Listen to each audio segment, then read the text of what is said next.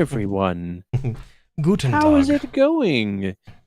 How are we all doing this wonderful, wonderful evening? Has it been a fortnight? Has it been 2 fortnights? It's been a long time.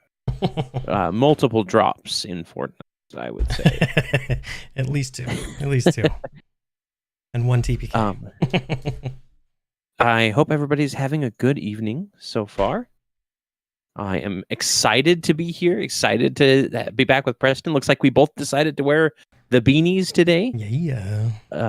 This is I'm not feeling too well, so I'm wearing a beanie to cover up the fact that I don't care to get ready. Hey, who told you my secrets? Yep. Hello, Bart. Hello, Caleb. Hello, Joe. Welcome. Hello, Scooter. Hey, Scooter. Welcome, everybody. Yep. Hey, Casey. Hello, on Bosco. Twitch. Yep, Casey on Twitch, which I did not see that chat because I wasn't on Twitch quick enough. I actually need to remember there's a new WoW Twitch drop that I need to earn. Ooh. I need to do that. Twitch drops enabled. I don't know how to do that, but... Yeah. If only, right? If only. I think we got to hit a certain benchmark to be able to do Twitch drops. Oh, yeah. I mean, we'd have to be able to actually make money off of Twitch in order for anything like that. But yeah. We are crazy hoodlums tonight. That is true. But yeah, it's been a little bit. Preston, welcome back. Welcome back to the art. It's been a bit before, since we've been able to just sit down and chat. Yes. And it's nice to not be completely ill. I mean, you can still probably hear it in my voice, but. Oh yeah, a little bit. A little bit just of enough. That. Yeah. Any respiratory stuff, it tends to linger longer with me because. Yeah. Asthma, pleurisy, all that fun. Exactly.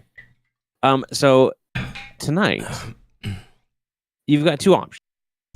We've got something that a fan submitted that they wanted to. I guess there's 3 options. There was a fan submitted one that's something that they wanted to have you draw specifically. Okay. We've got something from our latest episode on Wednesday that we can now mention and talk about, which is a hang gliding lich. Oh yeah. Don't know if you remember that. I do remember that. Yeah. And the third option is a crazy challenge from me. I will leave it up to the chat. All right, guys. What do you want to see? I wish we could do polls, right? I don't know if we can do. Yeah. I think we can do polls. If you guys want to see us draw the fan submitted thing, which I won't spoil, but it's available if you want to see it. The hang gliding lich or a challenge to Preston from. Caleb says he twitches when I twitch whenever I drop. You know what I'm saying? Oh, I see. Wink, wink. Yeah. You should probably see a doctor. Just saying. Yeah, I tend to twitch when I get hit by something in the back of the head. Yeah. So you got 3 options, guys. I've got exciting news as we're waiting for people to catch up. I don't know how long it is. Roll for it. Fan thing in the challenge. Hang gliding lich is dope indeed.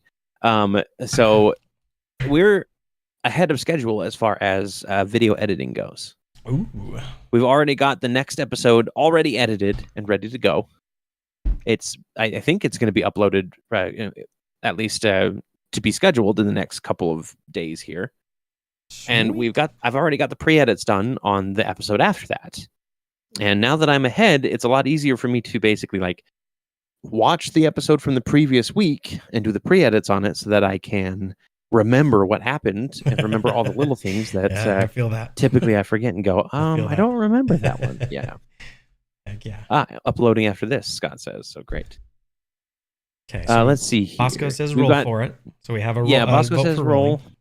We have Caleb or Scooter says fan thing in the challenge. Caleb says hang gliding glitch is dope. Bart We've got another. Found me a modeling store this weekend selling model paints and sort of cheap model paints. Model paints, mini paints. Unless I think. Model paints are used for minis. That's sure. I'm curious what brand they're offering there. Yeah, the ones I know there's Citadel, Reaper, Army. I think I use most of the ones I have are Army painter, but I know Scott has a plethora of different ones he's tried. Okay. So I think we'll go with the fan submitted one. It seems like that's getting the most kind of traction here. Sounds good. Except for the roll, which came up. Yeah. But when I made the announcement today, Bosco actually said that he wanted to see a twig blight kaiju. Twig blight However kaiju. you want to interpret that. Twig whether it's blight just a kaiju. giant twig blight, whether it's a twig blight in the shape of a kaiju. Okay.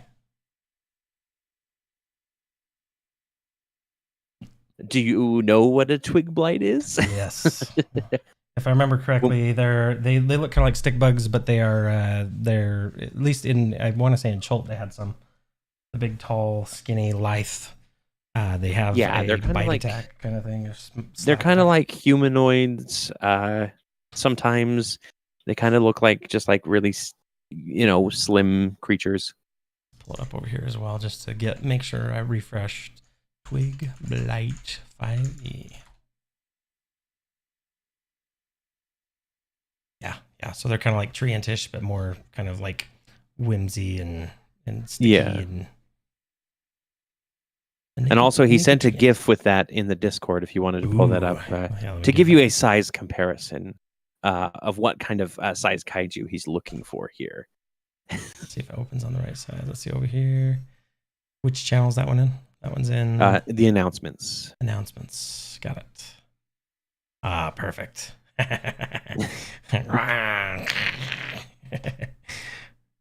Okay, cool. So I'm thinking maybe Emerald Wild's Twig Blight. Yeah. Exactly. Something that you would find in the Emerald Wilds. And then immediately nope out of there. Yeah. Okay. Speaking of nopes. Go for it. Scott has been printing for his other game. Okay. And I keep catching glimpses when I'm not supposed to. Basically, it's just like I'll come downstairs and something will be on the table that I'll like glance at and look away really quickly and be like, "Am I not supposed to see that?" Yeah, you're not supposed to. Oh, okay, sure. But everything that I'm seeing terrifies me. It's just vague images. I think I see tentacles at some point, and they are larger than I'm expecting for a level 4 party to be able to handle. Yeah. So I'm kind of I'm a little terrified of what he's pulling out for the next game or two. It's going to be interesting. But we actually did just hit level 4 in that campaign. Ooh, so my Whale Lord Druid is now level 4 and has a couple extra spells under their belt. Right. I picked up Bark Skin because my AC is absolutely atrocious otherwise. I literally have a 10 AC without it. So, yeah, I kind of need that. Alive.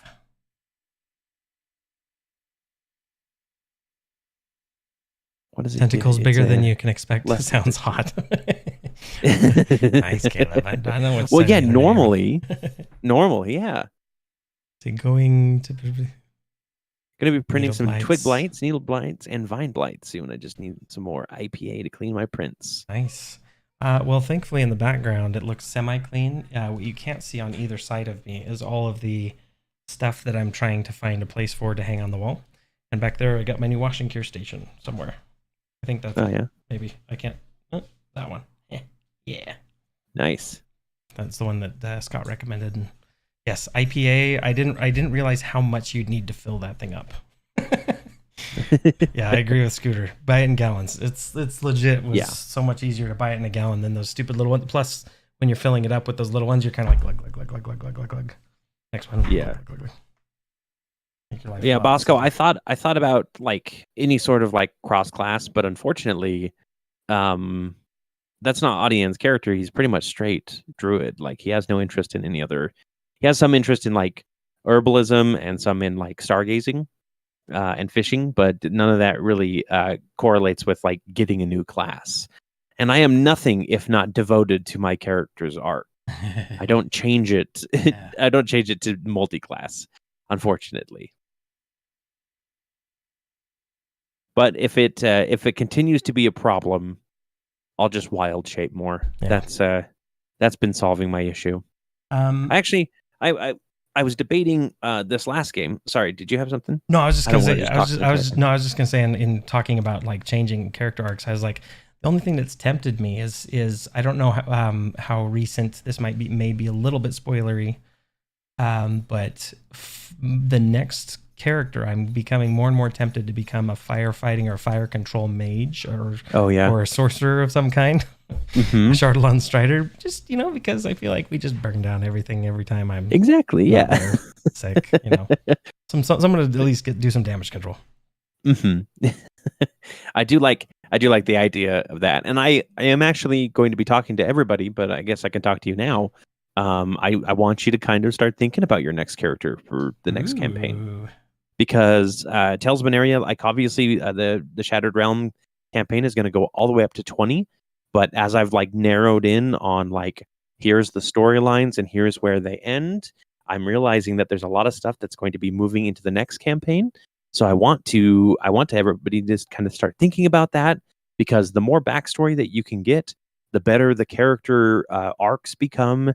Like if we throw in family stuff, like I was just watching the 3 episodes of Vox Machina that came out today, season 2, and obviously that has the benefit of being refined from and distilled from an existing like overarching campaign, right? Yeah, definitely. But there's a lot of like different character things in there because spoilers for any minor spoilers for anybody who hasn't seen the episodes yet, we get introduced to Grog's past in like episode 9, and like I'm just like sitting there and I'm like, we didn't really do much with like evil relatives this campaign, or like the characters were pretty green by the time they got to becoming the Wayward Watch, joining up as a group.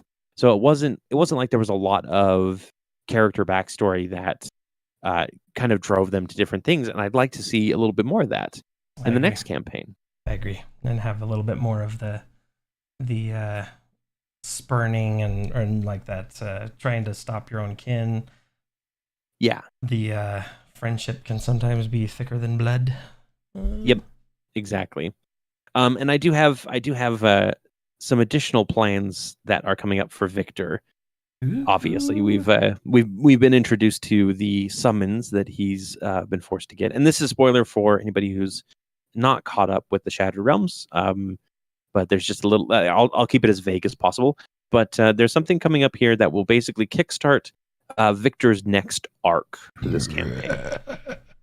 And the idea was that, like, for the first section of the campaign, I wanted to make sure to introduce the new characters and get their arcs pushing forward, because you guys had already had your big arc, and we wanted to make sure that the new ones weren't just along for the ride as you went off on more adventures, right? Totally. But now that we've established both of these characters and what their motivations are, and everybody's kind of gotten used to them, now I can start being like, okay, what's next for Bolt and Victor? And I need to talk to you individually about it, because I probably should, unless you want it to be a complete surprise.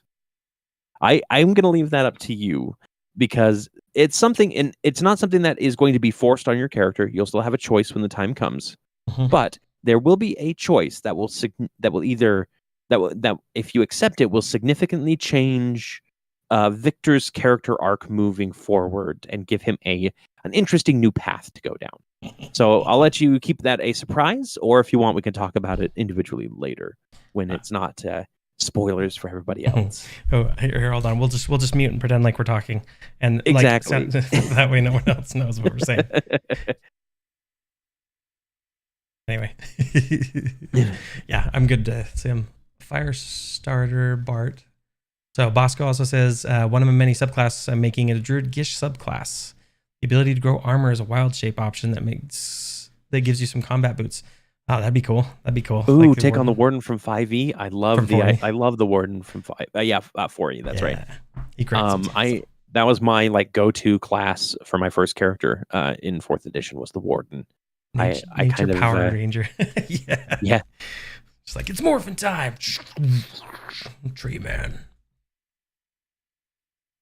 90. Joe says it's 91%. 91% is cheaper by the ounce at Walmart. Interesting. Nice. That's true. Yeah, and you don't have to like, order it and wait for it to come in. What the hell does Gish mean? I keep seeing it all over the place, and I have no idea. Gish is the kind of catch-all term for a spell-casting swordsman, a sword mage, any type of like rogue that has spellcasting ability. It's basically a martial class that uses like a witcher, right? It's a Gith word that means warrior mage. Oh, thank you, Caleb. Perfect. I didn't know the origins of it. Yeah, it is basically just the word for I learned something new. Anybody who uses magic and martial prowess at the same time. I'd always assumed it was like a WoW derivative, but if it's, I didn't know it was from the. Yeah, if it were WoW, I would have known it immediately. Yeah, it's not a term. I mean, other than from Colby and his exposure, I know what it is from there, but like context, it's fun to know where it came from. Yeah. Bosco, it sounds like you're making a whole set of subclasses that are just Power Rangers, and I'm okay with that. I want go Power Rangers. Yeah. Speaking of so many like side campaigns I'd like to do. Speaking of, I don't have it on my box. I don't have it on my wall, but I got the new Power Rangers RPG core rule set. Oh, and shit! They have the little whatevers because my son really loves Power Rangers, but I don't know if I'm going to read through the whole thing. That's a really long book. And it's not like it's its own system. So I have to dedicate a little bit of time this weekend to Pathfinder 2e because I am behind on the rules on that, and I need to catch up for future endeavors. Me too. 2d20 system is what the Power Rangers is apparently. Yeah, I gotta read up on it, but I was pretty excited. I thought it was pretty cool that they saw it. And then I also picked up Dark Souls, the One Ring. What's the other one over there? Witcher actually has one out too. Oh, nice. So there's also a Dragon Age. Ooh, I didn't know that. By the way, that would be sick. Joe says he's hoping to try out a Gloomstalker Echo Knight soon. 5th level fighter, attack 8 times in the first round of combat, and then. So it's a burst character is what I'm hearing. It is fine. Yep. He says that hello, Poppers. He felt lonely on the floor, so hello. Here, you want to draw for a little while? Here, you hold it. Okay, here we go. We're getting some puppy art here.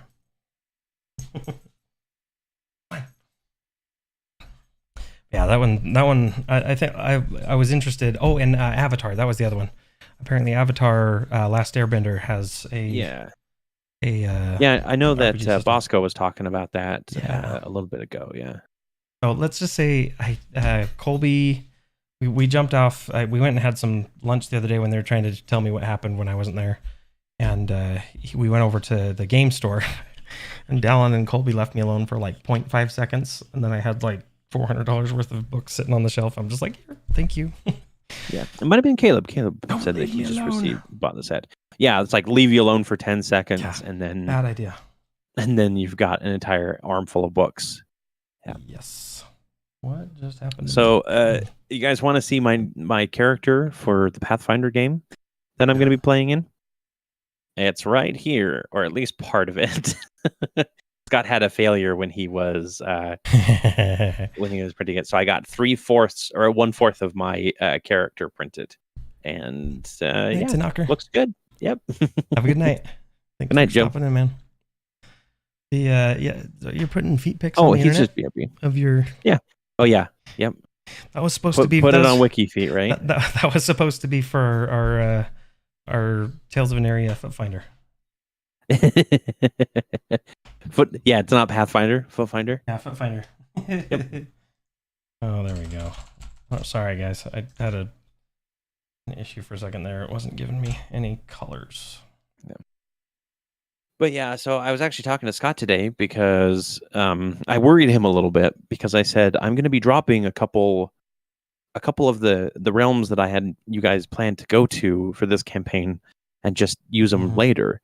And I worried him into thinking that I was like trying to rush to the end of the campaign. And I had to reassure him like, no, it's just I had planned a whole bunch of stuff and potential stuff.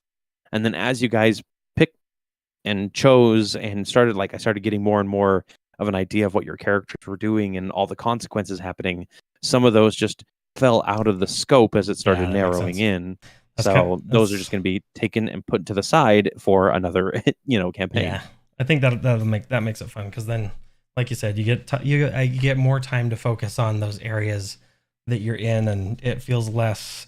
You feel more of what's the word, like when you're able to spend more time in those spaces, and you get more of a kinship to the things and the people there. You know what I'm saying? Like you feel more integrated in that environment, and I think that'll be cool to have that opportunity for those other environments, so that they're not like as they have that focal point, that area to be able to grow and to become their own. Yeah, it'll be cool. And I am planning on letting everyone pick their character coming from any of the realms. Ooh. That at the end of the campaign might have better relations, or there might be something going on at the beginning of the campaign about that. I've got some plans. Sounds fun. But yeah, so start thinking about kind of what you want to do a little bit. I have a couple ideas for at least the inklings of some of the campaign stuff, but obviously it's a little too early for that. I feel you. Brian says he spent the whole day ears deep in the PF2 core rulebook with Colby's video playing in the background, and he still doesn't know what's a Pathfinder. I feel it's just a person who finds paths. I don't know, like that's not difficult, right? No. Next up, Planeswalker. Yep. I love a good Planeswalker. Don't talk to me about Planeswalkers. I'll start talking too much. The new Magic set actually pre-releases tonight. I heard that they had a blowout. Like it disappeared so quickly that when they, what was it? It was like a headline. I didn't read the whole thing, but it was talking about Magic the Gathering, and they went to do some pre-sale of something, and it like evaporated so quickly that it was unprecedented as far as some of the sales that they were doing. Was it the new set that they were coming out with? Yeah, like the physical I cards? would not be surprised if the new physical card set sold out. It's very much a I don't know if you know too much about the lore of Magic, but have you ever heard of Phyrexia? Uh-huh. Yeah, so it is like the biggest Phyrexian set that they've come out with since they got their new homeworld, and there's there's 12 different planeswalkers, and half of them have been turned into Phyrexians themselves. And so it's a crazy time right now as far as the story goes. We are the Borg. Yeah, that'll be cool.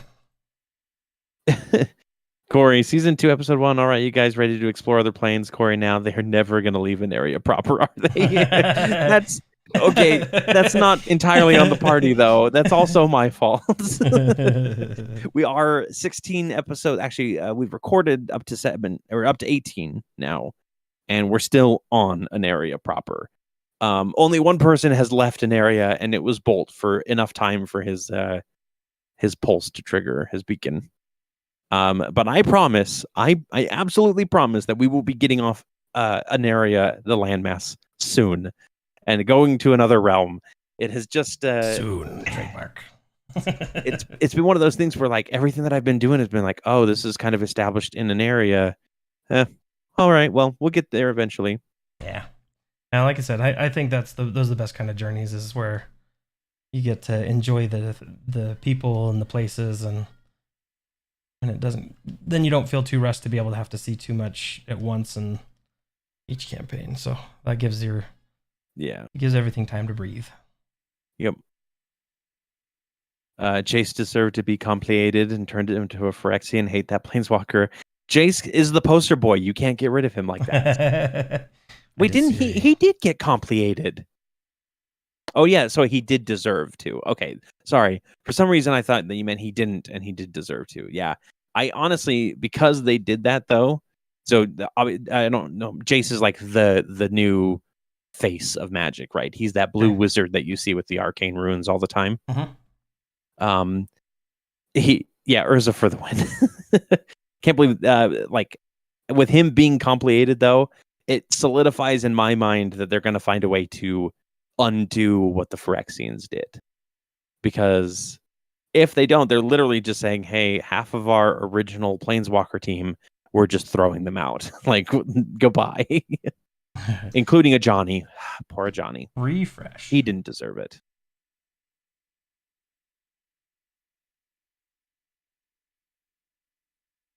Yeah, Scott's an old school Planeswalker fanboy.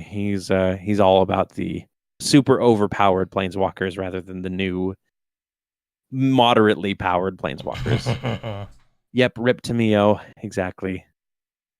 Yeah, so I think it's Tamio, Ajani, Jace. I'm trying to see who are the complicated ones. And that is the Phyrexian term for like machinified, right? You have been assimilated. Luca, I got pretty sad about Luca. He's the one with like the animal pet that travels around with him that's connected to him. Nahiri was completely surprising that they complicated her. She's like one of the original ones that like had a really big backstory to her that kind of tied into the Eldrazi, which is like the elder gods for Magic. Like she helped seal them away.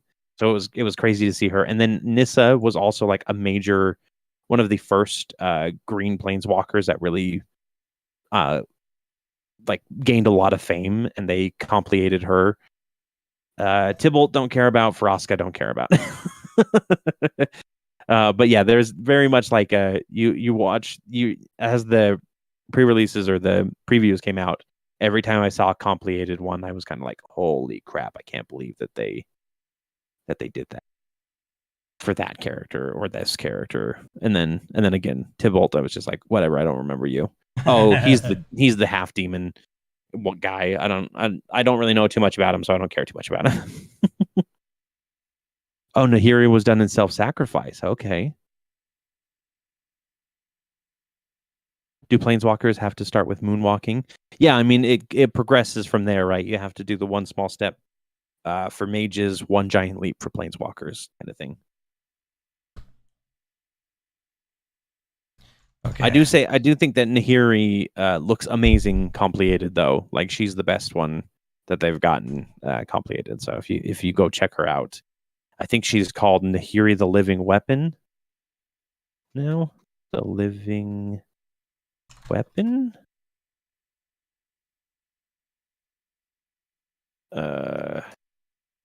Complicated. What is her card name?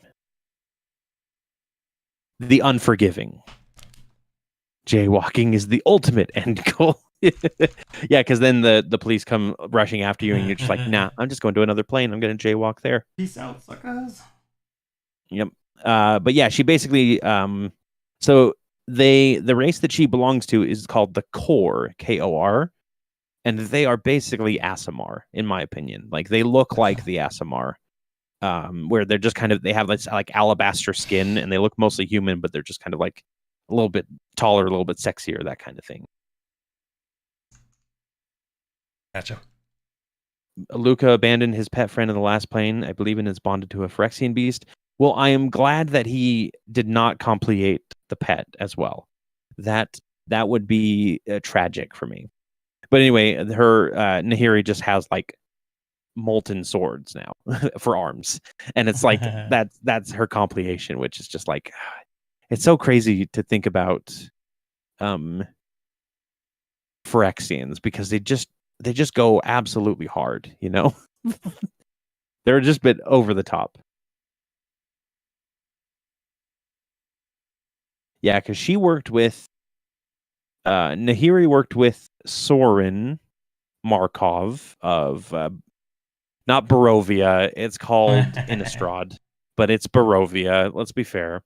Worked with Sorin and Ugin, which is like the good brother to the evilest dragon in all of Magic history, Nicol Bolas. And the three of them worked together and bound the old gods in like a bunch of in basically on Nahiri's plane by using a bunch of like runic stones, right? And then they just kind of went off on their own and ended up like forgetting that they needed to check up on it, and the stones eventually got tampered with. And yeah. Nice xenomorph, Casey says. Thanks. It does look a little xenomorphic. That's okay though.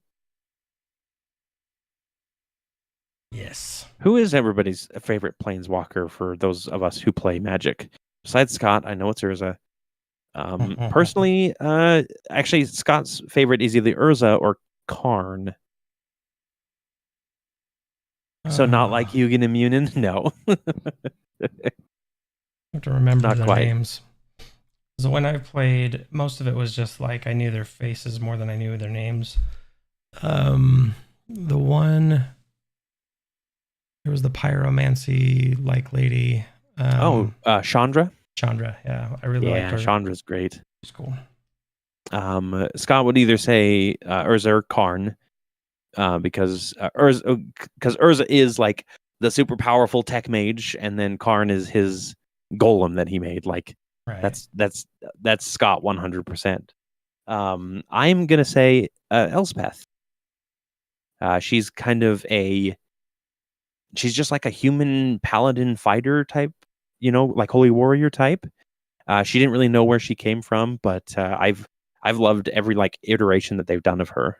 What's the one with Toth or Ralzeric? Cool. What's her name? The she was against that dragon, and this was like 2 or 3 years ago when they did the unleashing. There was the dragon. She does the undead. It was like the purple. Liliana. Yeah, Liliana. I think Liliana. I want to say Liliana. I think it sounds like her, and she's fighting the dragon. And at least on the card art, there's the one where he's like standing on top of those kind of like ziggurat like buildings or whatever, and he's got it's like purple and it's cool. Yeah, Liliana Vess. Yeah, I like the artwork mostly for that one, but as far as like playing them, she does so good. Yeah, and honestly, that whole set, the War of the Spark set, with her like the army that she creates is basically it's the blue kind of eternal skeletons from like the Egyptian set, and they look so good. Like holy crap, that's such a good look for them. She actually is living the high life in Strixhaven now. Really? Or at least she was when I saw her there, as Professor Onyx is her name now, or she's just hiding out as Professor Onyx. And then, of course, there's her other storyline is she made a pact with like I think it was like 7 demons or something like that, to give her power, and they've all been like hounding her. So in order to not die and have her eternal soul damned, she was like going around and killing each of them and stealing the rest of their power. I guess that's one way. You'll never forget your first Planeswalker, but honestly, you had more fun reading the books relating to Karn. Yeah, exactly. Karn is just one of those souls that you're just like, you deserve all the happiness and you don't get any of it. And I'm so sorry for that. There's so much good Magic lore too. Like it's incredible how much they were able to like craft around a card game without. I mean, obviously back in the early days of Magic, they had like 3 books, one for each of the sets in a block. But then they've kind of pulled back on that, but they're still able to give us like a really good story, just like from card text and flavor text and kind of just like little short stories that they do online. What's the world in MTG? That's all pirates. Yep, that's Ixalan. Yep, that's the one that basically pulled planeswalkers in, but then it had a device that kept them from planeswalking out, and so like they were pretty much stuck there. Bolas hustled Liliana. Gideon sacrificed himself to save Liliana to give her another chance. Now she's the defense against the dark arts teacher and teaching Hogwarts. Perfect. Fair. I didn't know that Gideon had died. Darn it. They are actually going to do a Netflix show for Magic, and Gideon is going to be played or voiced by. It's going to be done by the same people who do Arcane, from what I understand. But Gideon's going to be voiced by Brandon Routh from Superman Returns. He's also the vegan in Scott Pilgrim versus the World. That's not vegan. Then the vegan police come and get him. Yeah.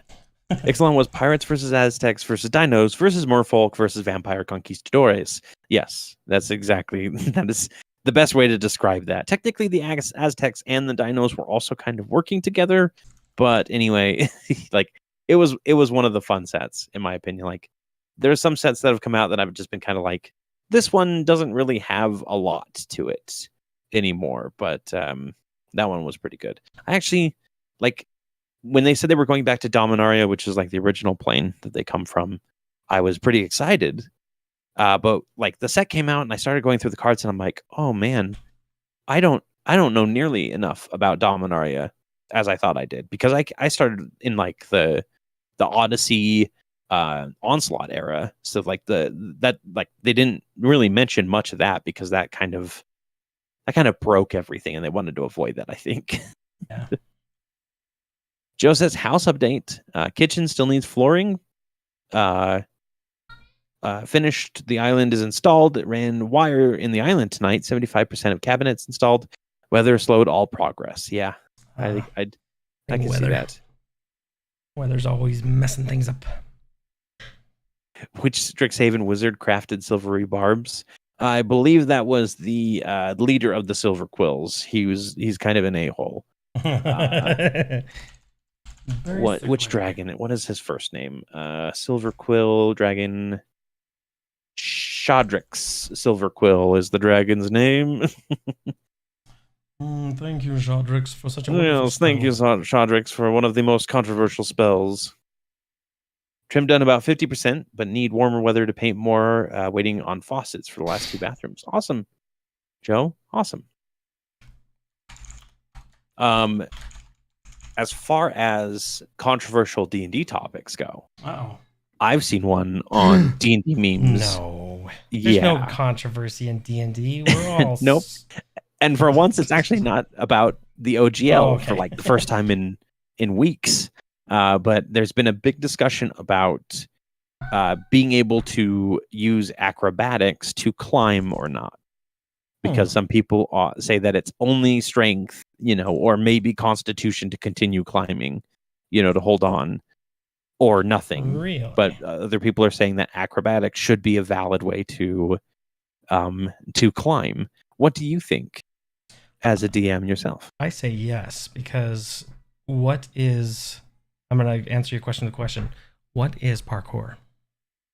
Exactly that, and I'm right there with you. Right, parkour is literally like jumping around and bouncing off of things up and down. Now, if it were a vertical cliff face, then probably I could see that. It's being probably different. It's probably like athletics. But if you're trying to climb between 2 buildings, like in an alleyway, exactly. If you can gymnastics off of it, you can definitely use acrobatics. I mean, in one of the upcoming episodes, I have Scott roll a deception check instead of a stealth check for certain things, and it would seem like it would be more appropriate to do a stealth check there. But as far as it goes, it kind of is like it's an either or, and I know that Bolt is not good at stealth, so I'll offer him the option for deception. And at the end of the day, rule of cool, suckers. Exactly, rule of cool all the time. Yeah, that's the dexterity is too powerful is the argument. Frankly, I think the premise of the question is wrong. Should always be strength, but either proficiency will work. Oh, there's an idea. I like that. I think it's similar to the problem that I have with the stat blocks in D&D as it relates to jumping, right? Because a cat technically can't jump at all in D&D. It's like a foot, whereas an elephant can jump like 20 feet in the air. Exactly. Because of its strength. So it's just like, yeah. There's definitely some places where it's like, this doesn't quite make sense. Yeah. And honestly, like D&D, if the writers really wanted to make sure that a cat could jump, they probably should have added it as like a skill, attribute. Right? Yeah, exactly. Yeah, it uses its dexterity instead of strength to determine jumping, or it can jump a minimum of this high kind of thing. Yep. I concur with that. Okay, Joe, don't spill that resin. Don't do it. Careful. Be very careful. Watch out. Don't drink the forbidden Kool-Aid. Oh, yeah. Every time. This is looking really cool, Preston. Thanks. I'm liking this. I think right now what I'm going to try and do is I'm going to try and put some trees here in the foreground. Not because I don't want to draw a foot, but because I don't want to draw a foot. And that is its foot. It's a tree. And what I'm thinking is I'm going to put a foot here like this one, but I don't want to draw the background one. But what I'm thinking is right here we'll have some kind of like tiefling trying to escape casting a fireball, and I love it. It's just looking at it like, what are you gonna do? Mm-hmm. That'll be Yeah, fun. I love it. Give it that for scale. Maybe some more party members down here. So while I'm getting this done, if anyone has any really, I'm not going to go into super detail, but if you have any generic characters of yours that you want to have little impressionists, like this level of detail right here, scribbles of, feel free to put them in the chat. We'll put them down here as party members. So I'm going to put. I'd like to see kind of a standard leaf shield wielding elf warrior woman. Yeah. Elf fighter. Because that was one of the ones that I was thinking about playing for Pathfinder, like instead of this super complicated character that I come up with. But I think I'm still going to stick with the more complicated one. But I'd like to see her at least somewhere. Man, okay. Yeah. If anybody mentions them, if you can write them down. Oh no, yeah, the foot is hidden behind a rock. That's because it's far away. Yeah, it's yeah. Well, that's that. I'm going to use atmospheric perspective, so then you're like, yeah, it's far away. I can't see it. So, Joe would like his Naginata wielding samurai kitsune that we've seen before. Yes, that is actually it's listed in my database here. Perfect. And I believe at this point Victor probably would have met him. And that is Renard Kohaku, I believe is the name. Yes. Kohaku.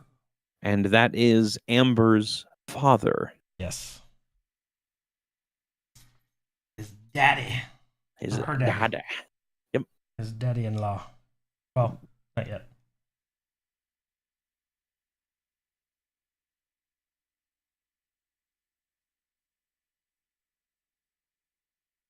Then we've got Halfling with a frying pan, obviously.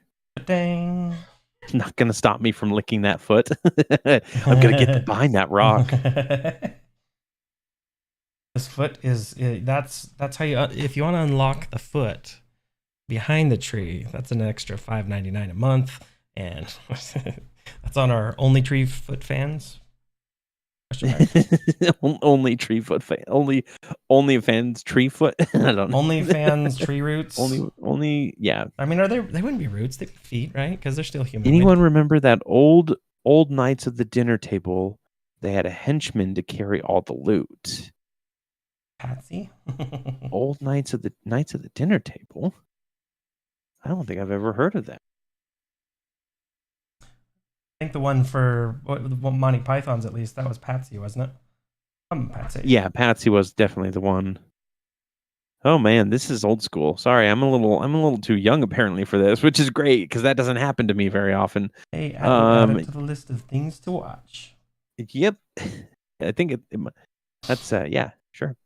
Sentient gelatinous cube wielding a spear with a horned helmet. Oh my gosh, Scott. I think definitely we include a henchman carrying, or a Patsy, basically. Yep. Patsy. I'll just put down Patsy. Okay. Only furs. FIRS. That's hilarious. Oh, is that where the Munchkin card games come from? I thought that was I know the guy who did the Dork Tower webcomic was the one who did the art for that. That's your next campaign character, FYI. Oh, gelatinous cube. Wielding a spear. What could possibly go wrong? A horned helm. I mean, you're talking about a plasmoid, Scott. All right, let's get more lighting in here.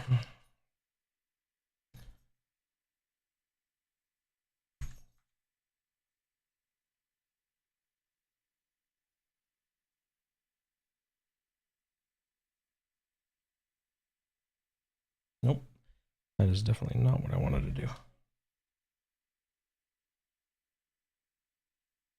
The Patsy should have a red tunic. Okay. Obviously. You're keeping notes on these, right?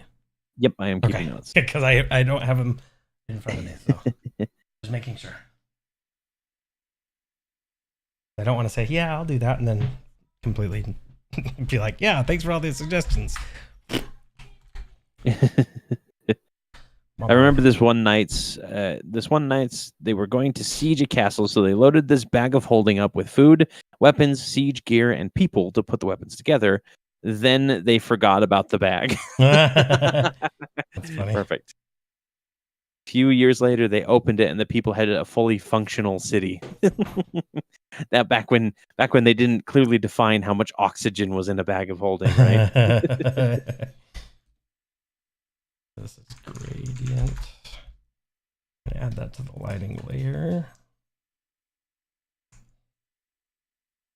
Maybe.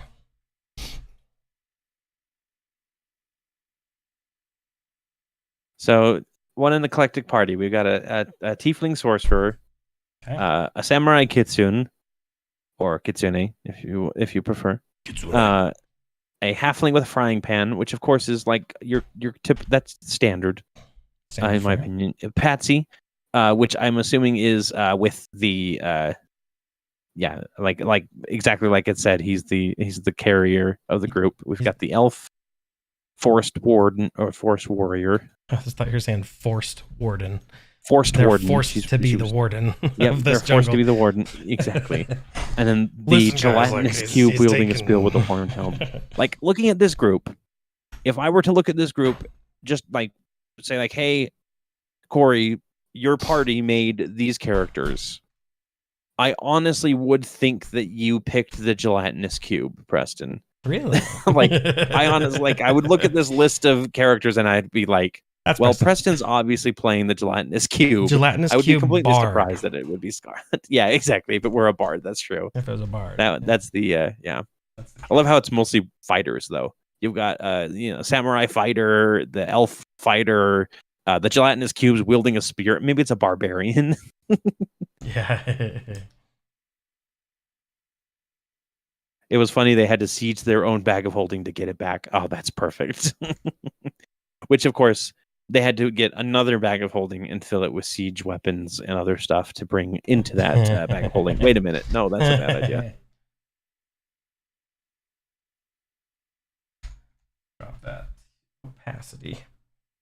I have a bad habit of leaning away because the ooze turns red when it rages. Yes. Ooh. Yeah. I'm on board with this now. Like to rage. It's got to take Ivard's black tentacles or whatever, so whenever it rages, it's just like... Yep. Your player has a bag of holding, nice, and it filled with gallons of yogurt that he refills almost daily. Well, I'm glad it's a bag of holding and not a bag... Well, okay. If there's no oxygen in your bag of holding, will food oxidize? So it might oxidize rapidly. Like, I guess... What happens to food in space? I don't know. Because if it's devoid I think whenever of oxygen, you open the open the bag, you add more oxygen to it just automatically. Like 10 minutes. Yeah, like whenever you have to reach into the bag, it probably pulls in air as well. Like, you might be able to like reach in the bag and say all the air and then pull the air out. And then pull it out. And then like not open it for a while, and you could have a food preservation system. That's interesting. I like the bag of holding. Like, I think the first time I heard that one was on. Wouldn't it kill the bacteria in the yogurt if it had no air? That's true. That's true. Maybe. Yogurt is mostly bacteria. Now I want to try. I want to try yogurt from space. Thanks, guys. Yogurt from space. Yogurt from Spaceballs. Scott was sharing with me, somebody on the Hero Forge minis Reddit, which is where they share like all their minis, did the entire Spaceballs cast. Oh, did they? as Hero Forge figures, and they're awesome. Dippin' Dots. Sometimes I just love the random things that they don't quite click in my head at first, and they just sound like random stuff that people are saying in chat. Keep it going. Chaos. It's fine. Glorious chaos. It would be dehydrated and nasty, like space ice cream. Ew. Have you guys tried freeze-dried candy? No. It's an interesting one. My wife brought home some freeze-dried Skittles, and they like puff up really big. And then when you eat them, I don't want to say they're chalky, but like the crystalline structure in the sugars, instead of being like a dense, it's very airy and light. It's weird. Okay. But that is a little weird. It's like if you have texture issues, maybe not. But have you ever had the Airhead like bites? Yes, I love. They those. always feel like they explode in your mouth. Yeah, which and they don't, but it feels like they've packed so much in there. Like when you take a bite, it like bursts a little bit, and you get that little like you almost feel like you're eating a food ration from the future or something like that. Yes. You know, I like the yellow ones. I like them a lot. Oh, actually, I did that wrong. Bosco says he loves freeze-dried fruit. Freeze-dried fruit's good. Yeah. We actually got Oreos at the store today. They were mega stuffed Oreos with cookies and cream filling. You have to let me know how those are. They're pretty good. It's 110 calories for one cookie, though, for a single cookie. So it's good. It is very good, and I cannot have more than like one a day if I'm being good. My father-in-law really loves Oreos, and that was one of the things that they sent in the text chat. Is like, hey, check these out, and I was like, I bet he'll still break them apart and put like 3 together and have like. Oh yeah, we pulled out one of them, and it's like it's huge, it's thick, it's fairly thick. Would you say I'm looking dummy at it. Thick? It's dummy thick, yeah. Okay. It has a big Oreo dumper. That was from last night. So you guys, you guys have that to look forward to. Yeah, Oreoception. I love Colby's reaction of like, I don't know what thick means. Yeah, that was really funny. That was good. Brett, I agree. Frozen grapes are delicious. Yeah. But I'm looking at the thickness of the Oreo, and Scott goes, that's how the double stuff used to be, right? And I'm like, oh yeah, they used to be like a lot thicker, and they did that little shrinkflation trick where they're like, we're gonna make it the same, but we're going to lower the amount in it slowly over time, so nobody notices. Next picture, dummy thick Tarrasque.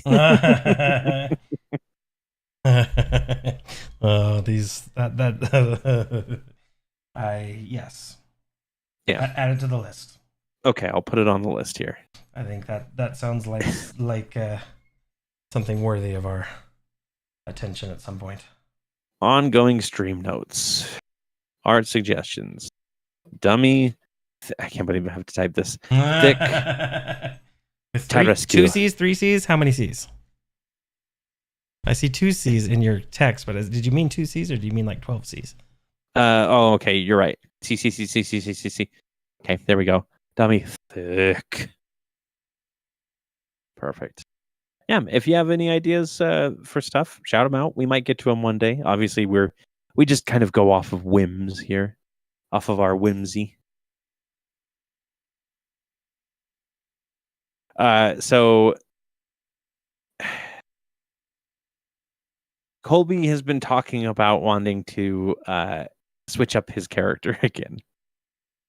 And I'd been railing against it a little bit because I'm like, because he wanted to go back to a more like Gish style character, because that's what he likes playing, and he didn't realize it when he was playing this character how much he would miss it, right? Okay. And so he's talking about like shifting Aloma's character around and everything, and I'm just kind of like, I'm like, I don't know. We've kind of established Aloma as not a fighter. He doesn't have any sort of like weapons training or anything like that. Yes, again. He just makes too many builds and he wants to play them all. But after last night's session, which you guys will see in a couple weeks here, I think I might end up weaving into the story the ability to allow him to change up his character. Just because, I mean, at this point, it's just a staple of the series, right? Like, it's one of those things where it's like I want to say no, but at the same time, when I get a good idea and he came to me with a good idea for it, it's hard for me not to say no. It's true. It's one of those ones where, like, if you have a really good kind of thing that you're running with, if a character brings it to me, thank you. Season 1 was ADD enough. Yeah. I mean, again, like, He definitely does, and I am kind of mentioning it tonight because I want to see the reaction from the few people, the few dedicated fans in our audience, because it kind of will help determine like if I should let him. Because personally, it doesn't matter to me. In fact, like him going away from a more like aura based build is I'm kind of okay with, because it means that I can shift my combat tactics away from what they've been becoming, because they always have to like shift to allow for players to shine, and also to kind of make it so that it's not going to be too easy on players. And to be fair, like throwing in a bunch of minions sounds like a really cool thing at this point, because you guys can like wipe them out really cool in really cool ways. But it also is like it kind of makes it so that Aloma could just wade right through them without any issue. And it doesn't do too much. So I'm curious about like if I should allow it. Now, to be fair to for me, I'm Colby, cool with it. I'm like, whatever. Yeah. To be fair to Colby, the only real shift that he requested character-wise was the change in his character, because he messed up his stats. He messed up the way that his stats were, and he needed to minus something in strength and give him a bonus in something else so that he could continue to do his build as needed. The other two changes, where he switched to a sorcerer and then he switched back to the warlock, were because of the character death in that moment, right? So it's not like he has been demanding to change the characters. It's just when he came to me and was talking about this, and it happens sometimes. You play a character and you realize I'm not nearly having as much fun with the class, but I love the character. When he came to me with this, it was that my first reaction definitely was oh crap, another Colby change for the campaign is going to be it's going to be fun to explain or allow or disallow, etc. His character is so freedom to choose, and your choice as DM to allow. I don't care when players do it, as long as we can weave it into the story. Exactly. And I told him that it might it would have to be a story appropriate thing if we did do it, or it might be let's introduce an NPC now, so that later on, like if Aloma accomplishes their goals, they can go off and do what they need to, and you can bring in another character, right? Either one would be fine with me. Yeah, and I think at least with the NPC one, it would have to definitely be very light, because I think the hard part with that would be, as players, if I get to know an NPC and they behave one way and then Colby plays it a different way, for me I would be like, what's going on here? Like, why are you suddenly acting differently? Yep, and I that would be one thing where I talked to Colby about this. I was like, if you want to do it that way, you need to give me like characterization for this NPC immediately, and then like I only play them a little bit up to the point of like, here's just their general characteristics. Gotcha. And then when you play them, you would have to follow those same characteristics and whatnot. But again, like Colby and I have very different methods of playing characters. So. And that can be difficult too, because sometimes, I know for me, sometimes it's not until like the second or third go around that I'm like, when you kind of finally feel that stride. Because again, like I think that the big change for me was the first couple episodes. I was going to go really hard, like emo, strong, like I'm straight up. I'm the rogue archetype. And then that quickly dissipated. So that I think that would be the hard one. But yeah, I mean, as far as changing, I mean, I see people in the chat saying Tabasco characters, so freedom, yeah. Yeah, if there's and again, it's kind of just like I'm putting out the feelers, because it might eventually happen. But like I said, if it does happen, it is going to be a very cool character appropriate change. Good. Yeah, I think those are the most fun. And honestly, it's going to have some build up to it as well. Like if he wants to be a more martial character, like we need to get him started on practicing forms and whatnot. And that might be something that I like tap you or Dallin's character to kind of Aramis or Victor to kind of like start teaching him if he wants to learn that stuff, right? He'll come to you and you can start giving him the Karate Kid treatment. Well, if he needs somebody, if he needs to find a story reason for Aloma to disappear, just have him defile that chest plate that he has, And Victor just might kill him. So Exactly. I actually still need to get him that chest piece. That's probably my biggest regret as far as Aloma goes. Yeah. Is allowing him that basically to get that +2 armor scale mail without the restrictions, because it definitely does take a character that did have a major weakness in AC and kind of negate that, just because I'm a kind and generous DM. But then again, like I've started doing the whatever the players can do, the NPCs can do as well. So a lot more monsters in coming fights, if they're humanoids, they're going to have magic tricks. They're going to have magic armor, magic items that increase their stats as well, because that's one way that I can balance it a little bit easier. The one don't worry, Bolt will never change. Right. The one that I thought was, or whenever I think about that armor, I think of the armor in the One Ring. So the elven armor that they have, that's kind of like that tree bark. Oh yeah, it has like the face etched into it and stuff. That's what my brain goes towards. Yeah, that's cool. Yeah, Bosco, and that's like when he started looking around for armor that would give him the benefits of scale mail without being like metal. My first thought was scales, right? Dragon scales are a thing, so I was thinking maybe I could eventually get that. I mean, yeah, instead of like hide mail, like I'd qualify it as that. But it's one of those things where he caught me at a time where I was thinking about the Iron Leaf, the Steelwind Oak again, and started asking about it, and I went, oh, you know what? Yeah, I mean, that would be perfect. So long as he can get approval from a member of the Eight Rings, of course. Bolt, if Bolt changed, it would be back to his original self, his monk self, which we never got to saw here because it was an old campaign thing. But yeah, but I've going back to the whole like Victor storyline, I've got some really exciting stuff. I'm so excited to bust out here once we get to that point. Basically, both Bolt and Victor had time triggers on their next story arc, and they are both now ticking down to 0, as it were. This is looking really cool, Casey. It looks awesome. I love how it's just kind of yeah. I love the fireball, especially in my opinion, looks really cool. Like that's a good idea. Are you going to keep it that same white color? Yeah, I'll probably do a little bit more coloration in it. Right now, I'm just trying to get the generic values because right now we're just kind of making up the lighting because it doesn't exist in real life. Yes. So right now, I'm just trying to get the generic, like kind of rim lights, some of the highlights, make things look right. Yeah, I'll probably have add some color in, splashes of color in here in a second. Yeah, I've actually got a spreadsheet that counts the days, and it has timers and different objectives for a bunch of different people in the Shattered Realms right now.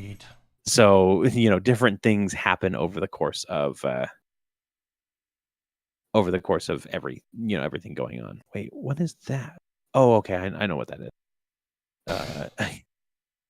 Like I completely were just like, oh, I don't remember this specific. Yeah, that one.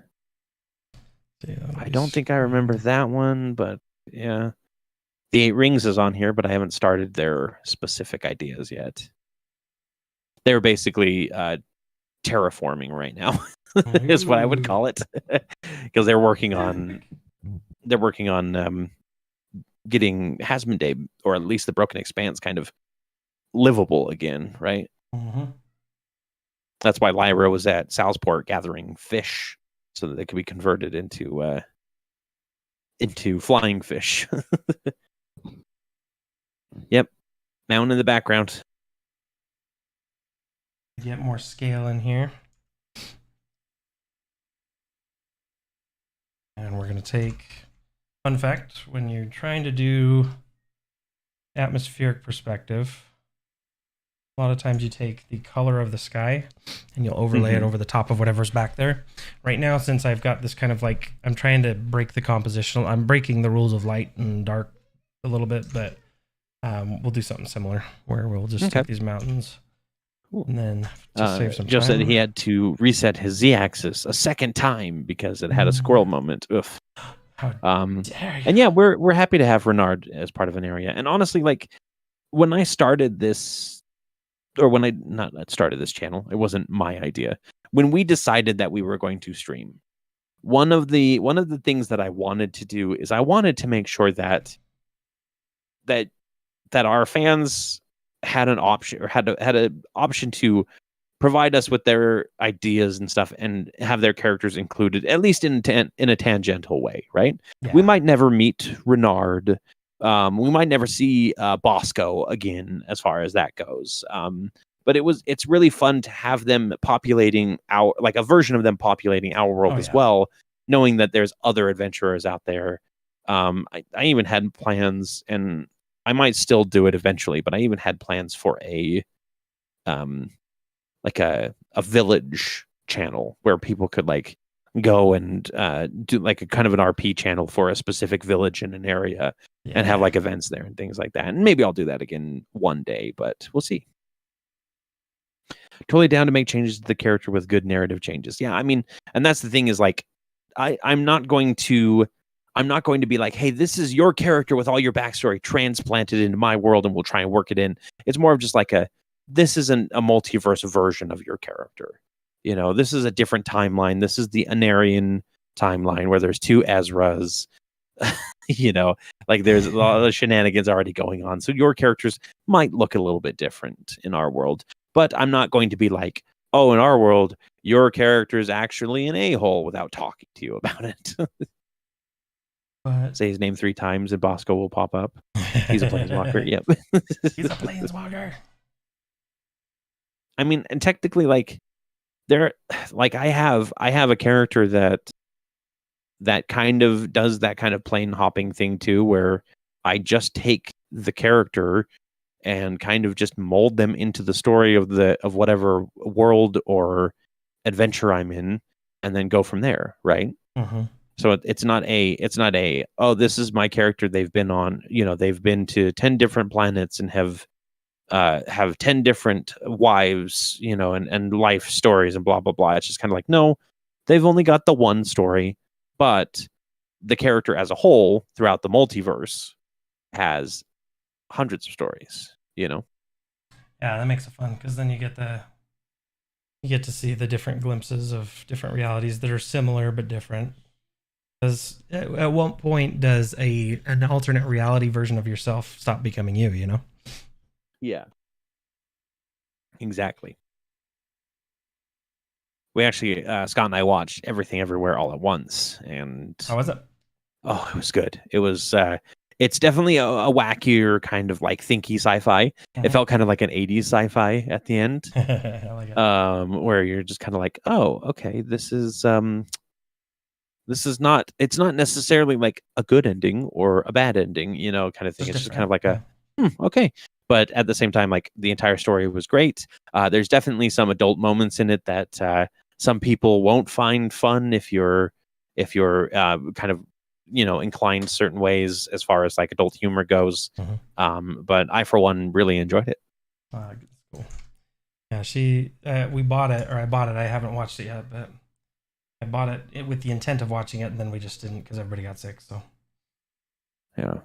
Glad to hear it was good. And I've heard it's been getting some pretty good reviews too, like as far as the community goes, at least from the ones that I followed. It sounds like it did really well. Yeah. All right, there you go. Now we got a little bit of interesting shapes in the mountains. Nothing too crazy. One of my 2 druids is brand new to D&D. She didn't know about wild shape. After we explained it, she thinks it's stupid. Now her PC doesn't wild shape because that's not what college druids do. Too primitive. Very interesting. I have never heard of somebody hear about wild shaping and go, that's dumb. Yeah. I've never heard that. That is brand new for me. I feel like a lot of times it's like that's the reason they took Druid was for the wild shape. Yeah. Yeah, you want to be an animal, you know? I love shapeshifting. I literally went Circle of the Stars because it fit better for Audian, but I still like wild shape all the time because it's fun, you know? I actually turned into a wolf last session, but it was kind of an aquatic version, so it had like the really slick fur like an otter would. Mm-hmm. It had a fin on its back because that's just everything Audian. They have a fin on their back because he's a whale. And then it had like a sea lion head, but it had like normal wolf paws and everything. She's already picked Spores Druid, so we've reworked her to be more melee based. Oh, cool, nice. Yeah, that'd be cool. Spores Druid is fun.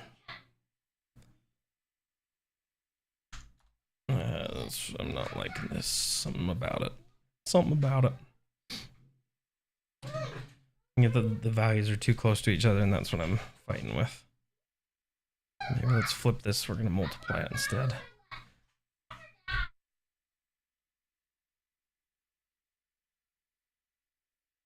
Yeah, I think that's what it was. I need that horizon, even though it's still... I saw something that was like definition there. You can technically tame a druid as a beast companion. Because the Beastmaster, let me pull this up because I need to be sure that I'm saying this correctly, because otherwise I would look the fool, as it were.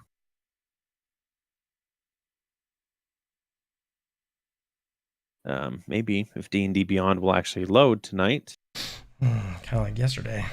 Yeah, yesterday it went down for a good like 20 minutes during game night, which is great.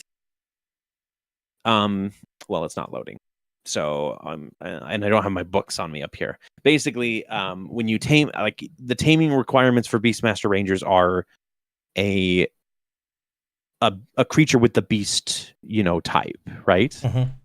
And technically, when a druid wild shapes, they get all of the traits of that wild shape, so they become a beast. But the taming doesn't end if the beast becomes something else. Really? So you can continue to be tamed even if you go back to human form, which leads to some very interesting predicaments. Yeah, I bet. Let's see, we're gonna do a screen on this. Cut some of this down at the beginning.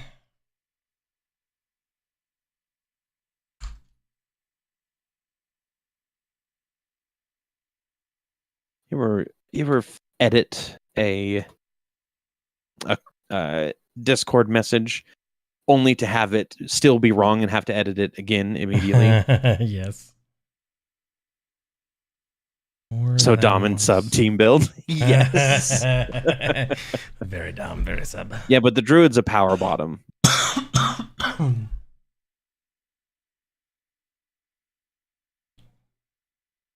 All right, let's group those together. Would you ever consider using a fireball or like a scorching ray or any other type of like fire ability in like a dark area to add a blindness effect? Yeah. I mean, I think it should in dark, like in utter darkness. Any of those, any light, like daylight, light, bright light, I feel like would be pretty jarring. Yeah, because when we were playing, I didn't realize this, and it might have just been because of the system, but when we were playing a sci-fi game from Traveler, the first time somebody shot a laser weapon, it blinded our entire party because we didn't have eye protection for it. Oh man. and we obviously didn't know that we needed eye protection for laser weapons, because no sci-fi show like ever shows them like being blinded by lasers, but it kind of makes sense. True. I mean, when you go how into bad would it be against Drow and Kobolds place, especially? Yeah. Oh yeah. Drow, or like what was the one Gelflings from the, what was that? The Black or Dark Crystal. You know what I'm talking about? The series, the Oh, little the puppets. Like Skeksis. one of them, you had the Skeksis, and then you had the Gelflings that were underground. Yeah. Same kind of thing, and that's Yeah. why she like wore that band to try and like sensitize herself to the light of the world. One of these streams, you should do a draw with Preston. Oops. Where either Preston goes step by step to draw something, or you put up a subject and the audience draws it and then submits it. I'd like to hear more about what you mean by this. I'm a little confused, Casey. So if you can explain a little bit more, that would be great. Are you saying that like we give Preston a drawing challenge where we give him one thing to add to a drawing step by step, or subject where you put up a subject and the audience draws it, and that would be like people draw it and then submit it? That'd be another fun contest idea, would be giving everybody a subject and then they submit their artwork. That would be cool. Spores Druid plus Paladin too. Ooh, nice. Yeah. A little bit of green in here. No. Okay. You'll have to explain a little bit more. I've seen some of them where that I've done on some past streams with my when I'd stream some other stuff where we would do what is it called? Draw with me. Basically kind of, if I'm understanding what you're asking, Casey, was people would be able to sit and we'd have like little what do you call it? Prompts, and then everybody would draw them, and then we'd sit and talk about them and share them, and it was fun. I don't know if that's kind of along the lines of what you're thinking, but think about it like drawing a tutorial where the person draws something like, for example, a bear and the artist walks through the steps. Okay, so like a kind of like we did with kind of like a Bob Ross, or kind of like we did with that one. We had like a drink and draw paint thing that Casey's family went to. Like paint night. Yeah, you go and do those. Yeah, like I know what you're talking about. Yeah, those would be. We could do those. Yeah, one thing I've been kind of struggling a little bit with D&D is you guys are getting to the high enough levels that the only things that really are set to challenge you are big, like one-shot monsters, right? Like there's not a lot of like little like they attack in packs kind of monsters out there anymore. So I'm doing a lot of like mental backflipping to try and justify, because like to be fair, I've been putting you guys up against creatures of like CR 8 to 10 and kind of forgetting that you're up to level 13 now. And I'm just like, oh yeah, 8 to 10, that's about where they're at still. And then my brain is like, no, you gotta go higher. Go up. Okay, Casey says exactly. Yeah, we'll have to do that sometime where everybody kind of does a draw along. I'll add that to the list. We need dummy thick. Dummy thick draw along. No, we'll do dummy thick. What's his name? Trasks.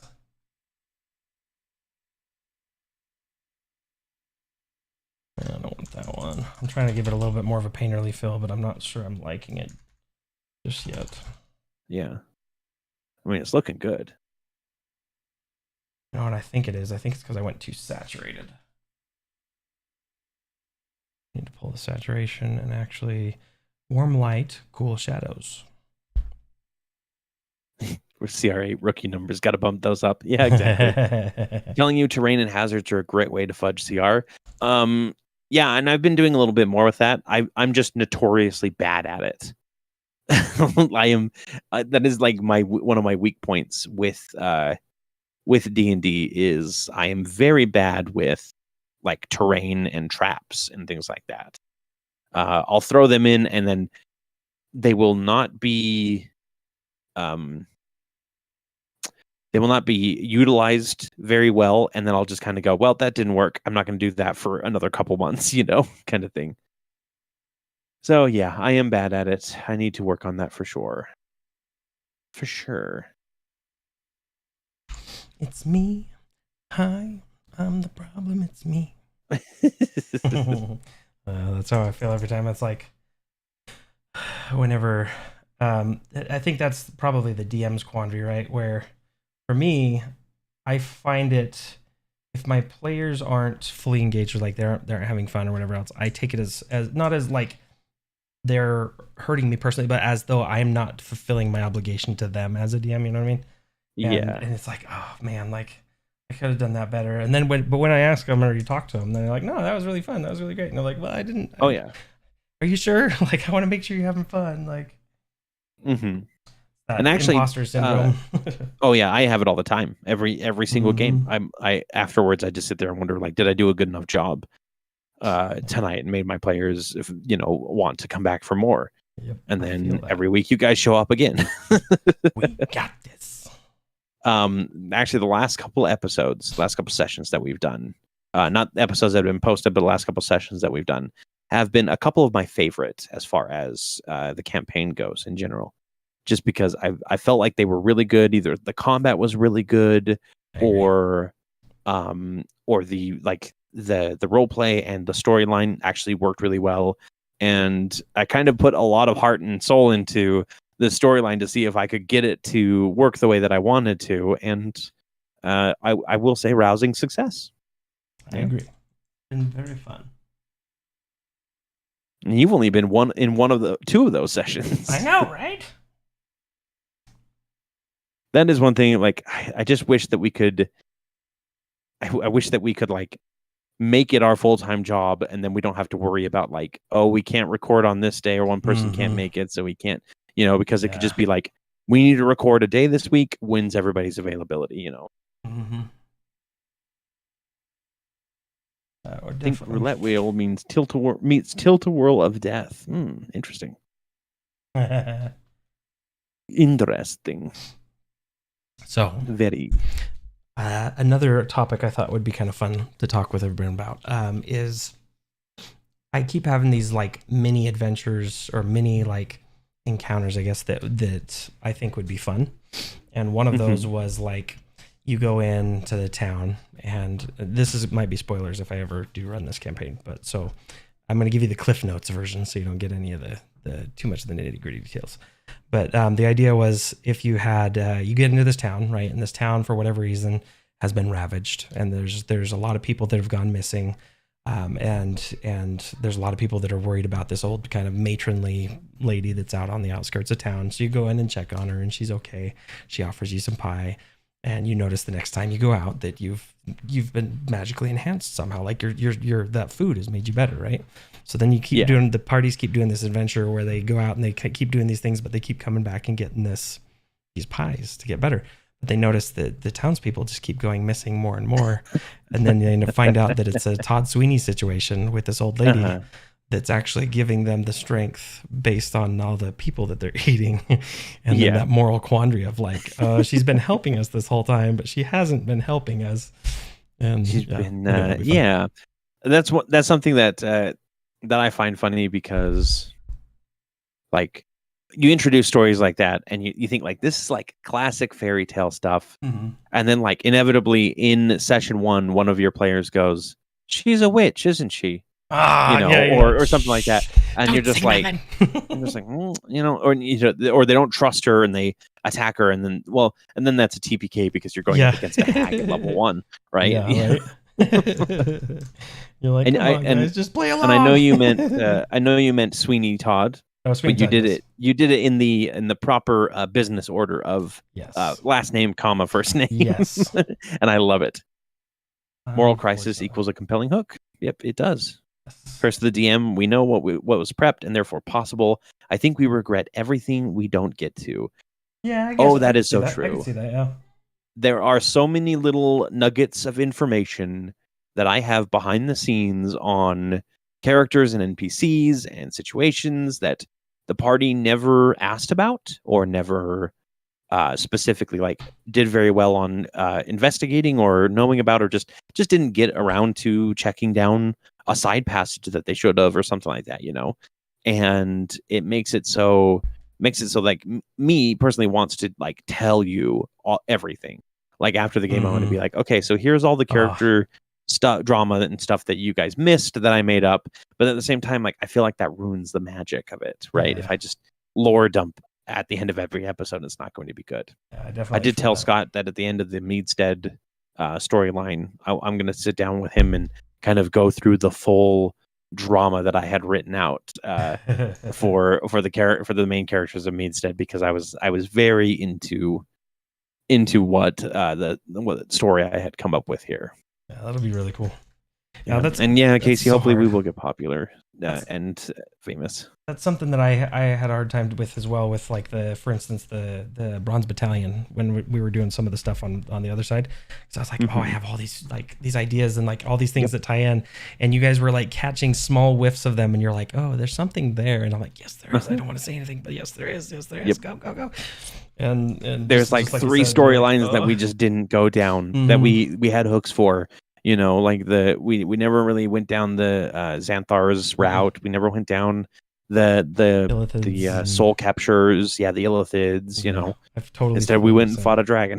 No, that was okay. It was like I said, I think it was an appropriate topic, but it was one of those ones where you, as a DM, speaking to kind of how we're talking in chat with it, it's hard. It's hard to balance, because you don't want, like you said, you don't want to give it away, because then you're like, well, maybe we'll do this again another time. But at the same time, you also want to be like, look, guys, like I had this really cool idea, like, and I want you to enjoy it with me.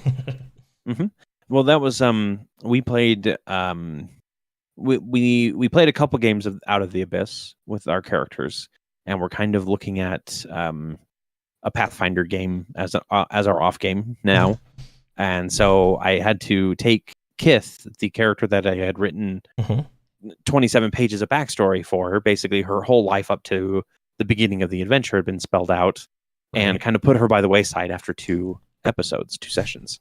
And Kith is the kind of character that she's very aggressive towards people who are trying to like talk to her.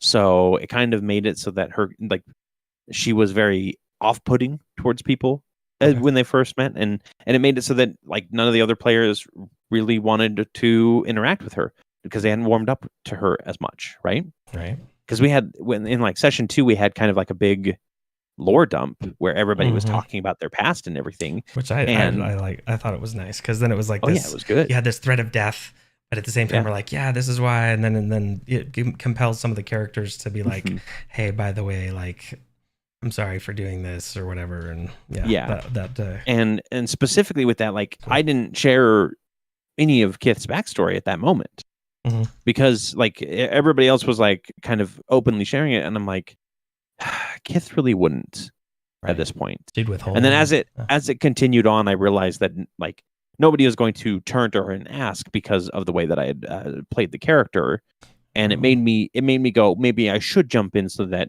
everybody could know a little bit about Kith as well.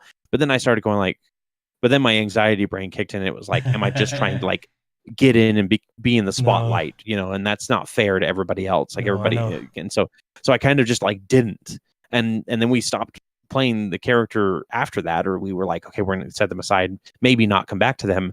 And I was kind of like, there's so much that I want to share, you know, but I don't want to just like give everybody all of Kith's story at once. I want them to learn about her. It's that, like, because it's what do you call that, like you get emotionally invested, right? And having that emotional investment, that is always, it's hard to toe that line, even as a player and as a DM, to be able to say, okay, where's too much, to where it's like I'm giving too much, but where's too little, where like I want people to I don't know. I think that's just the human experience of trying to, like, I'm trying to convey to you how I feel, and it's never going to be 1-to-1, but exactly, it's, I don't know. I think that's definitely a fun or hard line to toe. And I always have much better luck playing characters that are boisterous and outgoing by design. You know, whether they're just very friendly or they're very like bold as far as that goes, because they're obviously the ones that are talking more and getting out there more, kind of thing. Absolutely. And then, but I wanted to, because I typically fall into that trap of I'll play like a really boisterous, friendly character, and they'll be kind of silly and fun and whatnot, and everybody loves those characters. But I didn't want to just be that kind of player, right? I wanted to try different things, and so Kith was my attempt at being a more like serious, more reserved character, and I wasn't happy with the results as a player. And it's probably just because we only had 2 sessions, right? There wasn't a lot of time for because everybody wants to get their character development in a 2.5 hour session, and it doesn't always work for everybody. The next character that I'm going to play, that I'm still fiddling with the legs of because I need something to play with apparently. I have a fidget spinner. I can just use that. The next character that I'm going to play is also, they're not reserved per se, but they're also a more serious character, right? Okay. So I'm hoping that this one goes a little better and they're a little bit more engaging as far as the story goes. But I'm just like dumping my insecurities on stream because why not? I think we all have that. We're all in that similar boat. I think at one point or another, it's just it's a hard line to toe because you want to. I don't want to be there's always you guys see that when we're sitting on stream, like I'm constantly just sitting there and like, okay, ADD Preston, like slow down for a second, like don't say every idea, and then sometimes you'll have those like random outbursts of just like weird sound effects or something, and you're like, what does that have to do with anything Preston, that's going on right now? I appreciate your sound effects every time. Honestly, I should be toting you instead of Sirenscape at the beginning of every episode because like anytime I need to, like I say any sort of like, oh, you hear this big boom that happens in the distance, because I'm not the type of DM that does the sound effects. But like you picking up that sound effect for me makes me go, okay, thank you, Preston. That works really well. Casey says, as always, Preston, your drawings blow my mind. I'm in awe with this piece. That's high praise. Casey doesn't say she's in awe very often. That's unusual wording for her. So congratulations. Bosco says the DM dangles story bait, players sniff the bait and instead go shopping for 2 sessions and then forget to go back to the bait. Yes. That Arcanum meeting happened and nobody went and investigated it. Like when Preston or when Victor went off on his own, it was just like to scout the place out, but they weren't having the meeting for like 2 days. Exactly. And then you guys just like forgot about it. But that's one of those things that's like, if they go, great. If they don't, great. Like I've got the plans continue forward either way. It's not a like an RPG where the storyline's on hold until you guys decide to get there, and then it's okay we listen good. Live chat equals free therapy. Exactly. Sometimes people don't give the best advice when it comes to randoms on the internet. How about you guys? I'm willing to listen. What are some of your most insecurities? Your insecurities that you're comfortable sharing with, that we can all help reassure you or offer advice for? Because welcome Robert, by the way, just said hi. Welcome Robert. Or just just spoke for the first time. We're watching. Burn it all to ashes. Burn it to ashes. Speaking of which, that's what I'm going to get to here in just a second. Oh yeah. So I'm trying to build forms, trying to build shapes, and can you tell I'm dancing around him? A little bit. Yep. Just a little bit.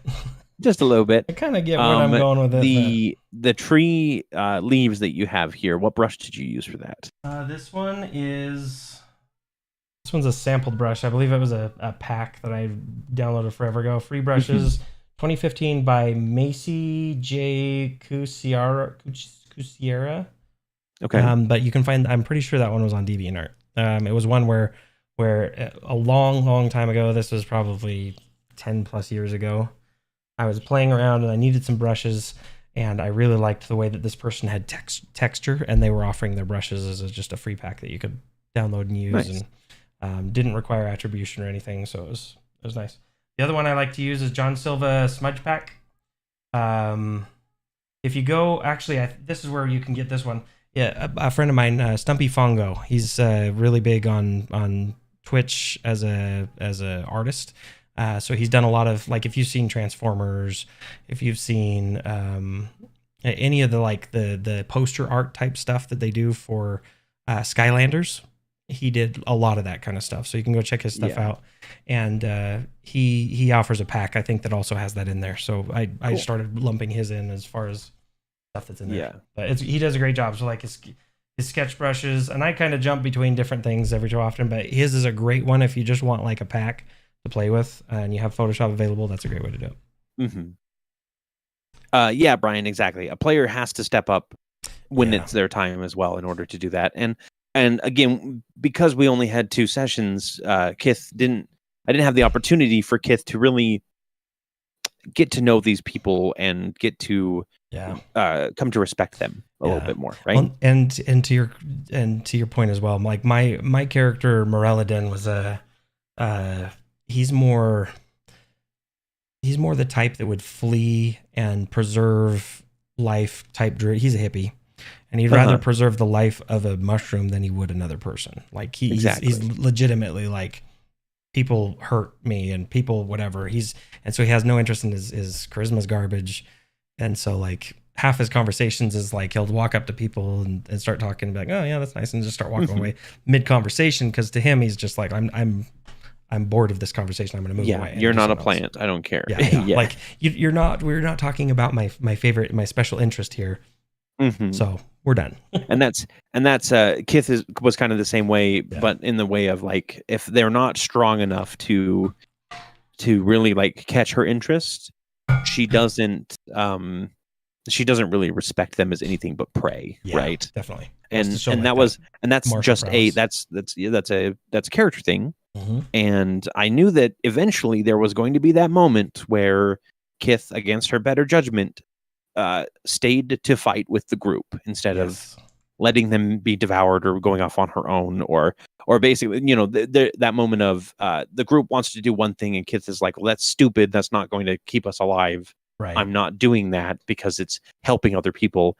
And then eventually, like, coming back at the last minute, Han Solo style, and helping, and that kind of, like, I always expected that there would be a moment like that in the future. And obviously, like, as the story was going, I don't know if we are going to post these sometime, maybe, but it'd be interesting to see. I want people to see my half gnome, half centaur. Yeah, that's true. It's actually not a centaur. It's a giant centipede. Yep. It was a really interesting, like, when you pulled that out, I was like, oh my gosh, I can't believe we did this. This is amazing. Yeah. Well, you got rid of the centaur's weakness in climbing by giving it centipede legs. Right. Well, I specifically told Dallin, I was like, look, Dallin, to keep it balanced, I'm gonna use centaur, but I'm just gonna flavor it as whatever. So like, he won't climb, he won't do any of the cool stuff. None of the I think tremor sense or something, blind sight.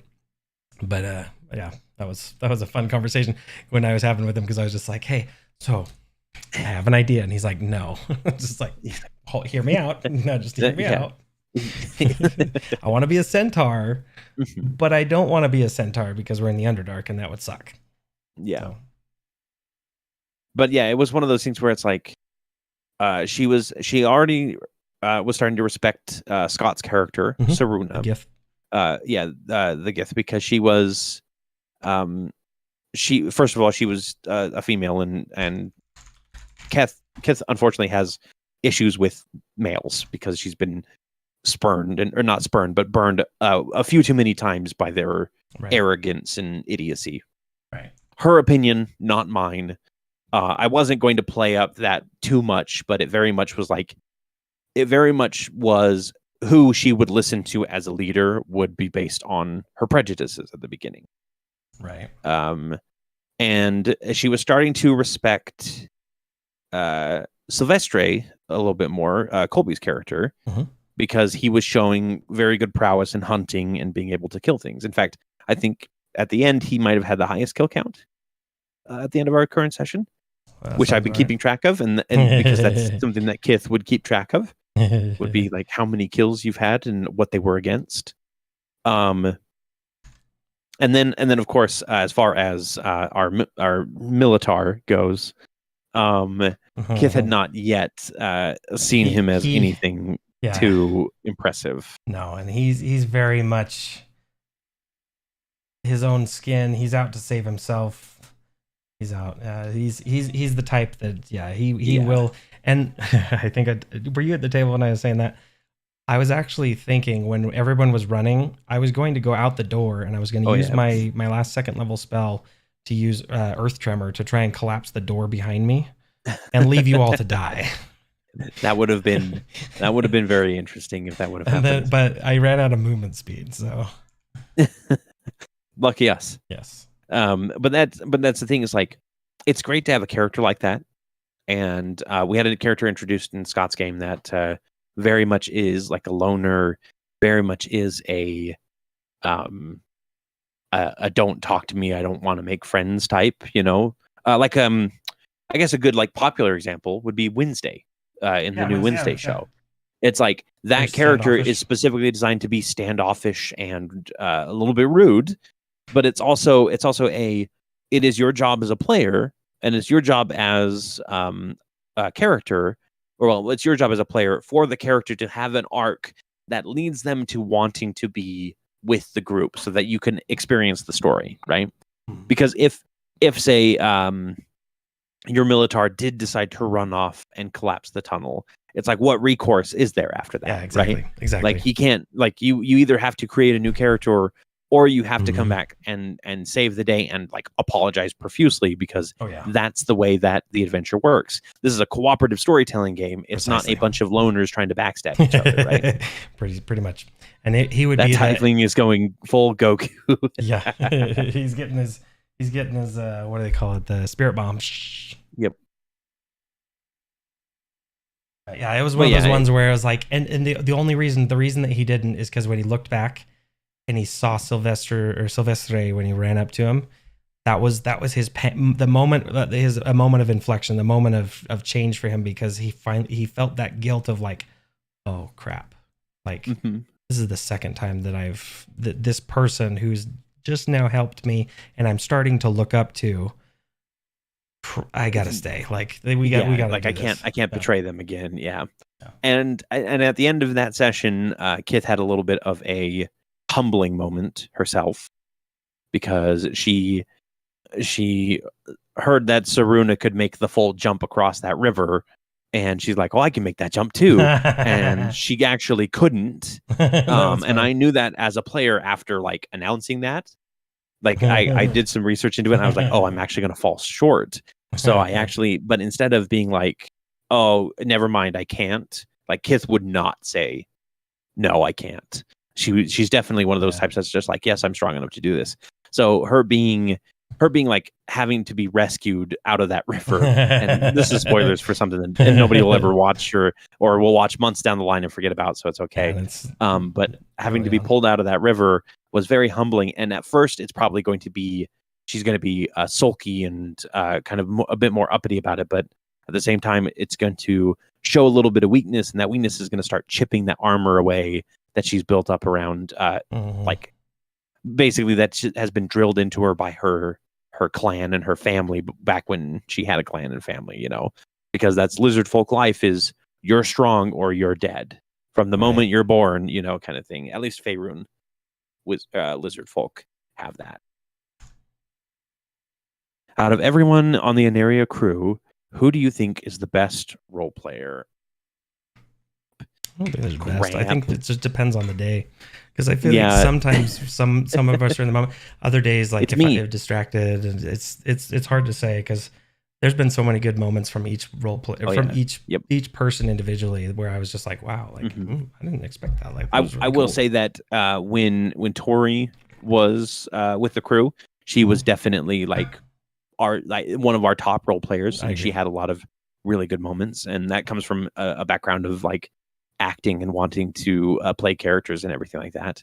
I think that Victor has had a lot of really good moments as far as his role play goes, and as far as your ability to role play him. Every now and then you throw me a curveball with some weird shit, and it makes me question my choices. But then you have really heartfelt moments with like your mother, or with one of the primes, or Lyra, and it just makes me so. It shows your depth a lot more, Thank you. I think Colby is really good about engaging with characters. I agree. He's great with that. Dallin has a way of bringing a gravitas to his characters without having to have them be. I mean, obviously they're a little broody, obviously, but not having to be too broody, but still bring that gravity to the character. Where like you like anytime that I have a conversation with him as a character, it feels like a philosophical discussion. I to agree. be fair, I agree. yeah, He's it's always really very interesting. That's like, and then of course, Scott has an immaculate style. Not just with Bolt, I've seen him play plenty of other characters, and he really dives into the role of each of them. But with Bolt specifically, Scott brings a kind of he brings a leadership quality and this kind of vague, like, I know what I'm doing, but I'm also still a little naive Iron Giant style to Bolt that I love. Yeah, I agree.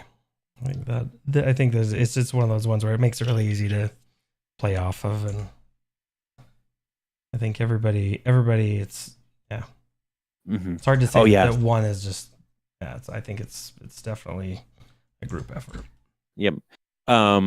During the Watch the Siege in the prison, Scott's speech about the angel needing to learn a thing or two about what constitutes a person still gives me a chills. Yeah, I agree. If there is one, if you want to ask me who the best one-liner deliverer is, I think that Scott kind of takes the cake on that one. He delivers some really good, like, smile, you son of a bitch moments, you know. Everybody has some good one-liners. Mother trucker. Exactly. There are a lot of like Bolt has a lot of those moments where he'll deliver a good, like, 1-2 jab. The session that I was just watching, an upcoming one, there's a character that says you haven't seen the last of me and then turns invisible to run away, but it's Hunter's Marked by Aramis. And Aramis ends up in front of him and goes, I guess you were wrong about that. And I'm just like, yes, yeah. Internally, I'm screaming for joy because, like, when I do these over the top villain lines, it's because I want to set up the inevitable hero comeback, you know. Tee off and whoosh. That scene is actually what inspired me to draw his picture. Oh, cool.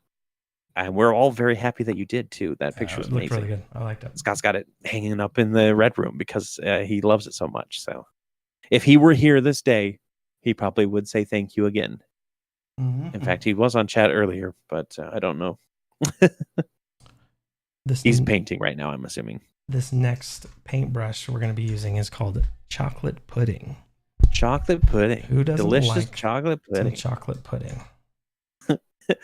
Is it? It's a super hot chocolate pudding fireball? Yes. I'm trying to get this. It would never leave my sight. I was priming those things you are scared of, Cory. Oh, geez. Oh, my gosh. Well, I saw the tentacles earlier. What I think are tentacles. They look kind of like tentacles. And then Scott had finished something else, and we got home from the grocery store, and he's like, hey, go put this down in our downstairs freezer. And I open up the freezer, I put it in, and I close the door, and out of the corner of my eye, I just see this terrifying mass of something. And I look away really quickly because I know I'm not supposed to see it yet. But in my heart, I'm just like, what is he putting us up against at level 4? I don't want to do this.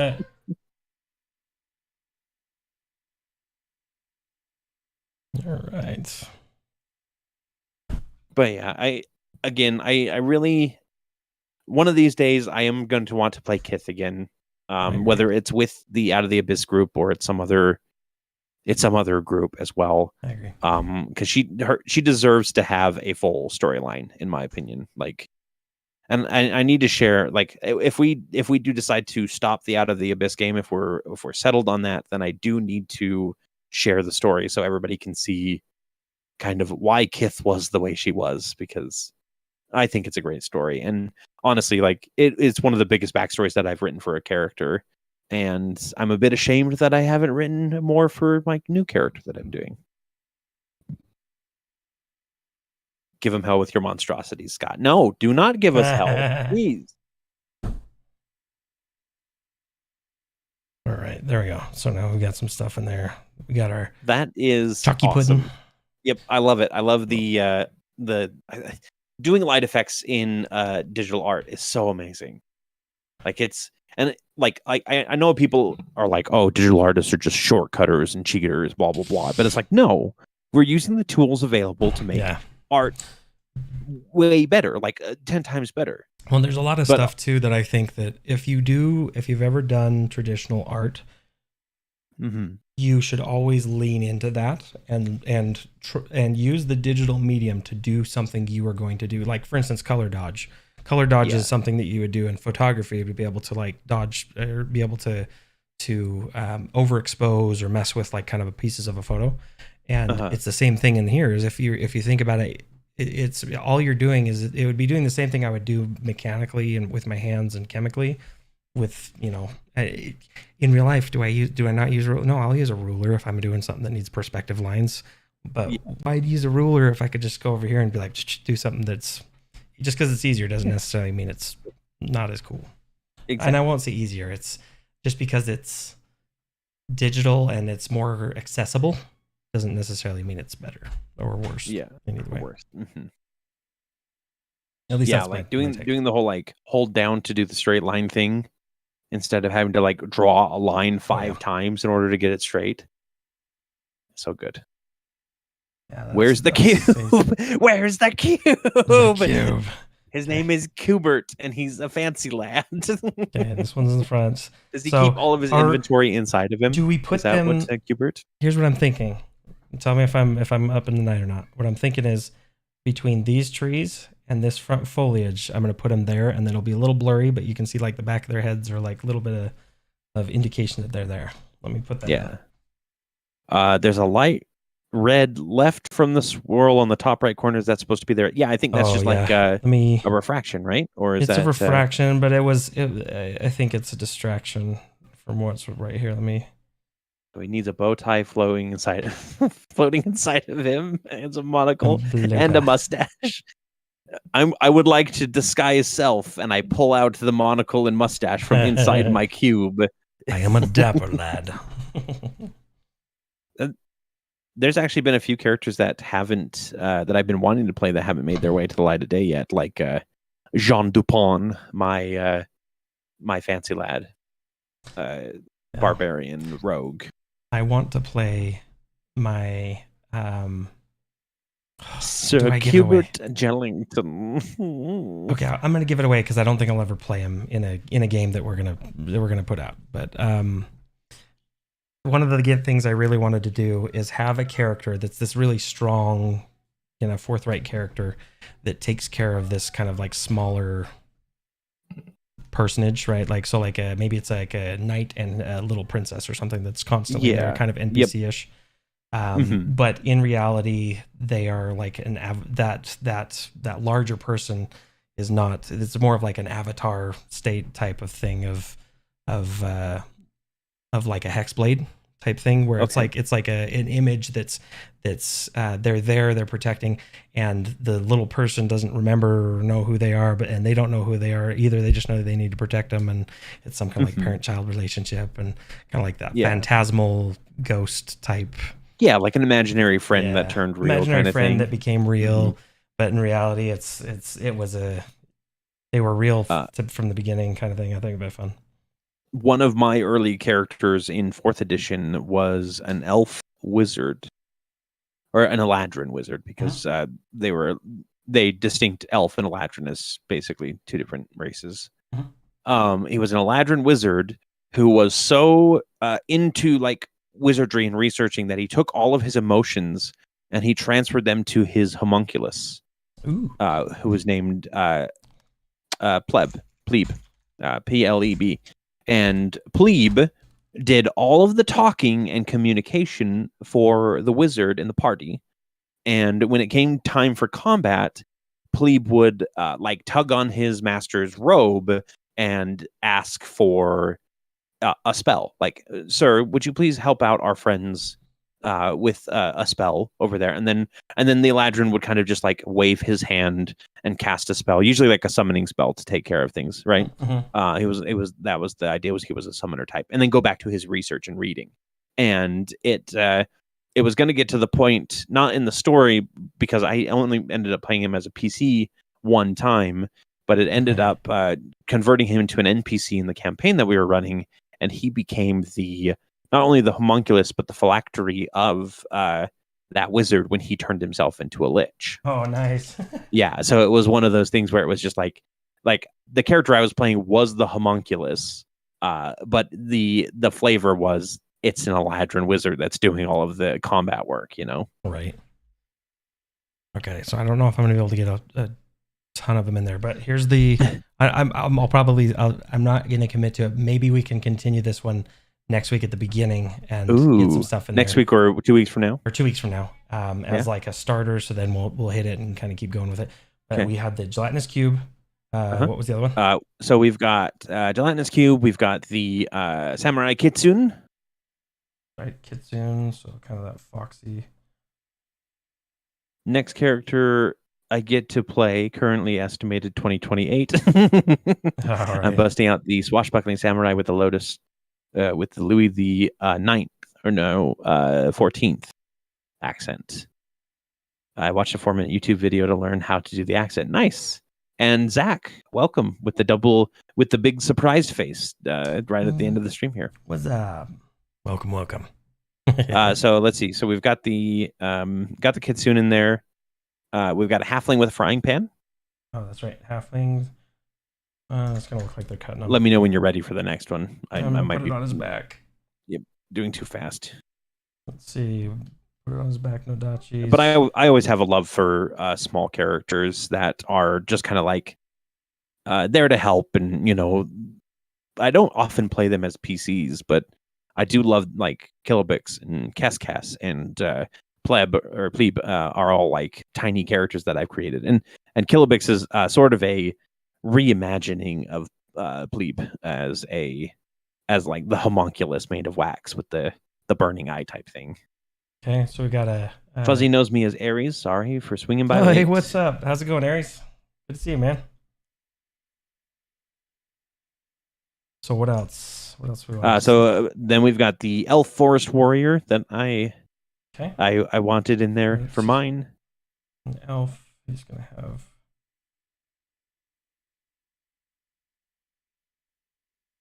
And is this Tiefling your Tiefling that you used to play, Preston? Sure, we'll say not for any of our games. We'll say he's a warlock. I had one that was Oryx. No, yeah, Oryx Omeron. Something I can't remember the last name. Obelix or something crazy. That was my very first D&D character. He was a warlock. There was he was a sage type, one-shot wonder, very eclectic. Yeah. He's fun. He's the type that would get into a fight and then he'd be more interested at the beginning, being like, "Oh, this is a new discovery. Hold on, give me just 1 second. You hold the monster while I write down a couple of things about the monster, and then we can start the fight." Exactly. Yeah. Like I'm a researcher above everything else. Yeah. He's all about gathering.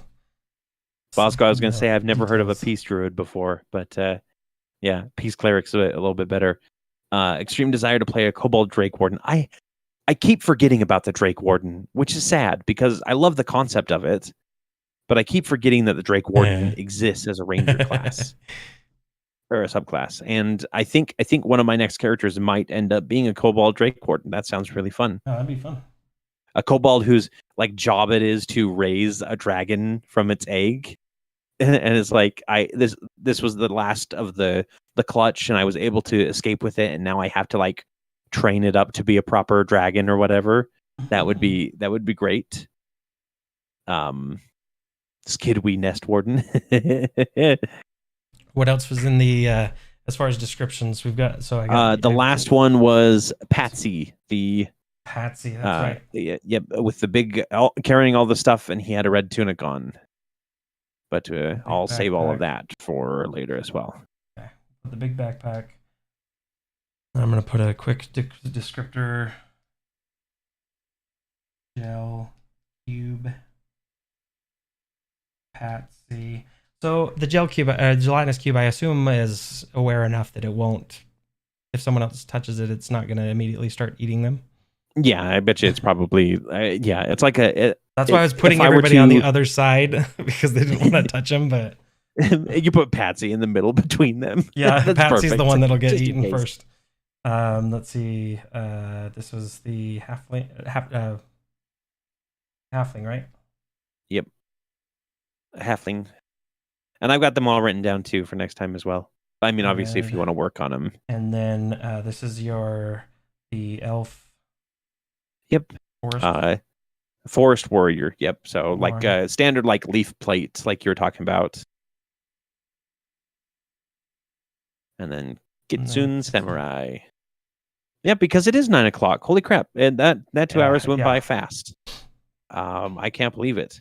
But for now, like I said, I'm going to put these in a folder as a to be continued. Save. To be continued. Cool.